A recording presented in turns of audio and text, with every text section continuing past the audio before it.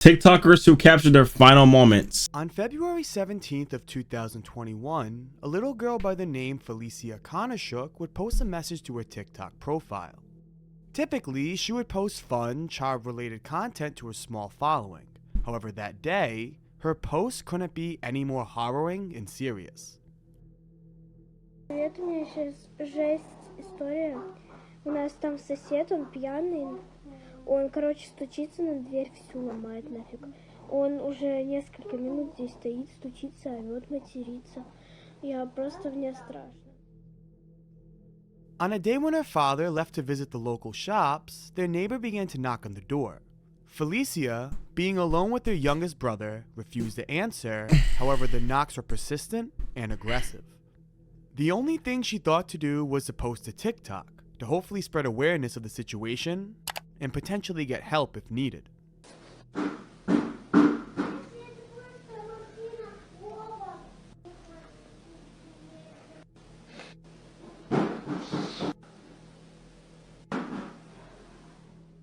Felicia would then go on to say that these knocks continued for over an hour. Bruh. It should also be noted that maintenance men were working on the home during this interaction. However, they ignored the knocks as they felt it wasn't their business to address a visitor. Why Felicia didn't bring her worries to them, I'm not sure.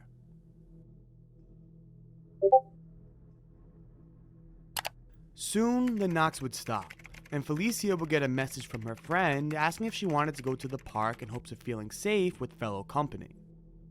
Relieved, she quickly said yes and waited for her friend.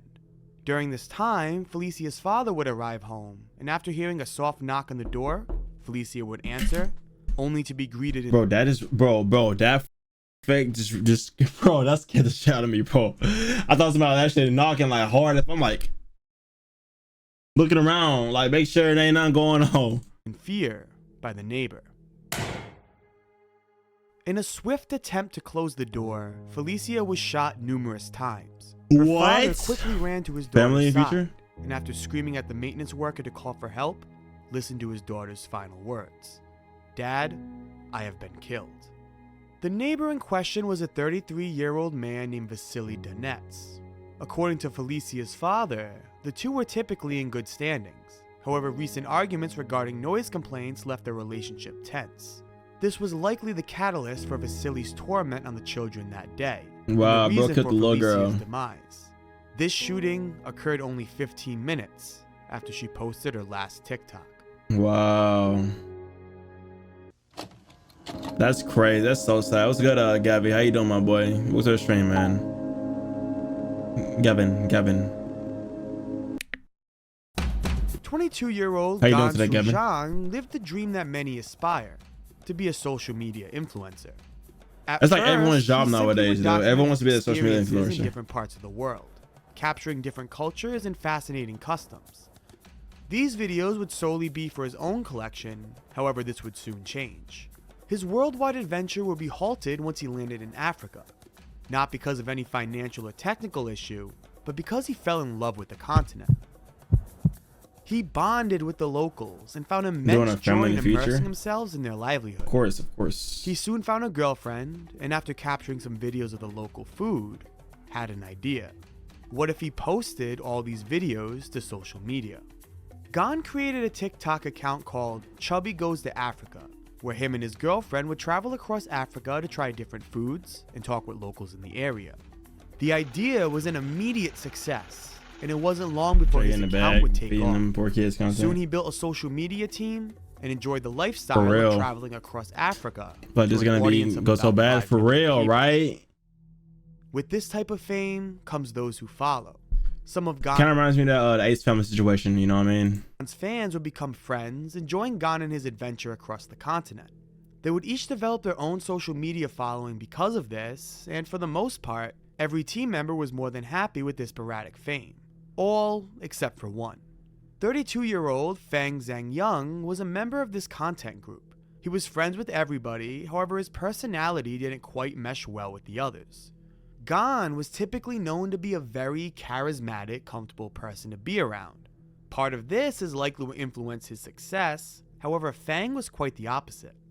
People at Alien looking ass is crazy. been found noting that interacting with Fang was Bro, what often is awkward, that making name? them I don't know. uncomfortable It's a when foreign creating name, I content guess. for TikTok. It's a Despite foreign this, name. though, Gon still encouraged Fang to continue. However, as tensions between the group rose, Fang was unfortunately let go. While you might think that this would cause an altercation between the two, Fang was Balloon head nigga. I'm sorry.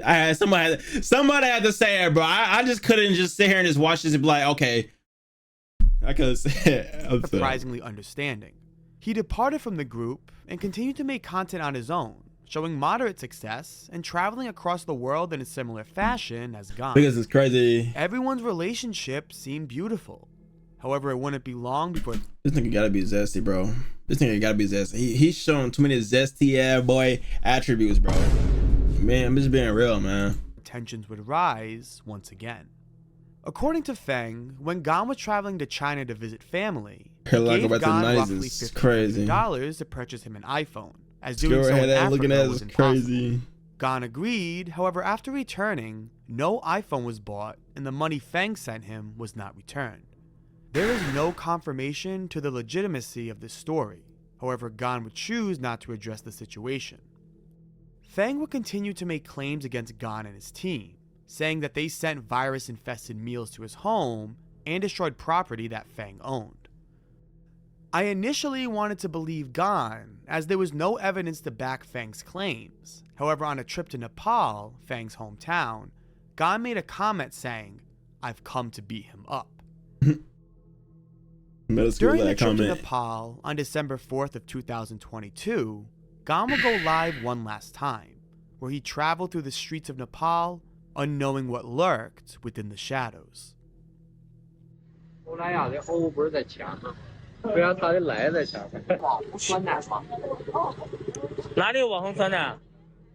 That's crazy.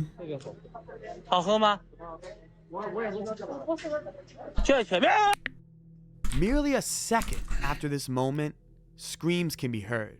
Feng would sneak up behind Gon and stab him numerous times in the back and stomach. Bruh. Slain in the middle of Nepal's streets, Feng wouldn't flee the scene, but would instead stay by Gon's dying body and scold him. He wanted to ensure that in Gon's final moments, even he would know who had won. In the days that followed, Feng would be arrested by the authorities and taken into custody following the murder. Dumbass. Hit long hair that need to be locked up. Balloon hair that nigga, long hair that nigga, air hair that nigga on me, bruh. Need to be locked up, bruh. Looking like Mr. Burns, Harrison Mr. Giltz, Burns, a crazy. Canadian teenager, got diagnosed with a rare cancer known as rhabdomyosarcoma at only the young age of 16. It wasn't until 2 years later that he would find out his cancer was terminal.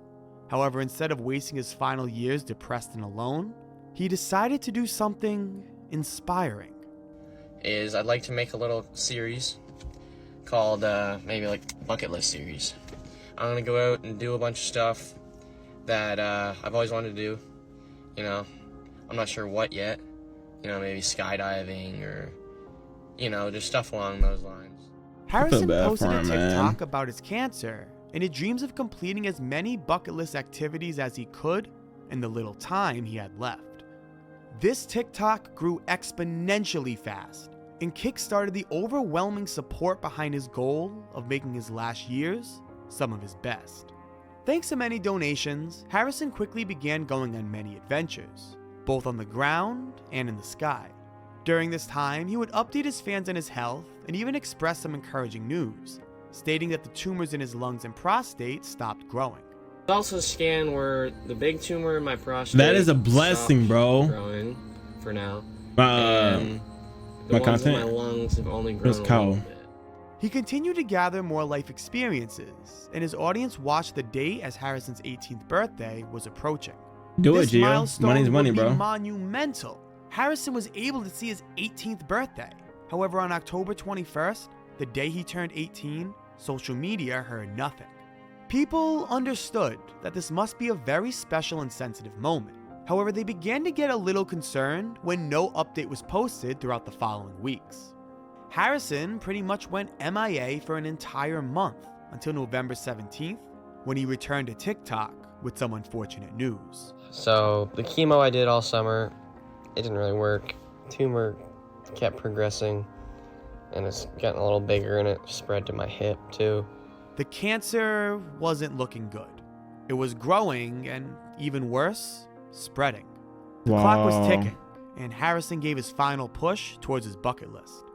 In the next 3 months, Harrison would travel all across the globe, enjoying tours of the mountain peaks to the beaches of Cancun. He spent quality time with his family, his friends, and even got to meet multiple members of his favorite hockey team. Harrison is one of the purest reminders I've seen to keep your head high and live life to its fullest. On March 22nd of 2023, Harrison would take to TikTok one last time. This was his final message. Chances of me going home, very slim.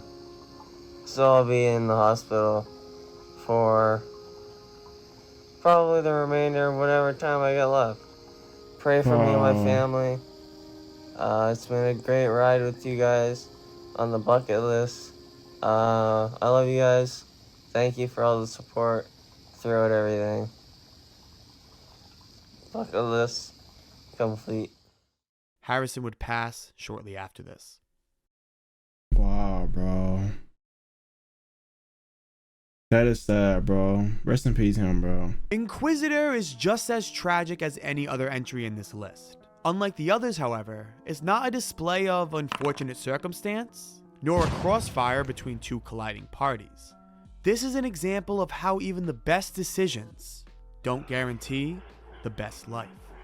Inquisitor was a famous TikToker who cosplayed as the character Ghost from the Call of Duty franchise. In the video game, Ghost is most known for his silent and mysterious persona.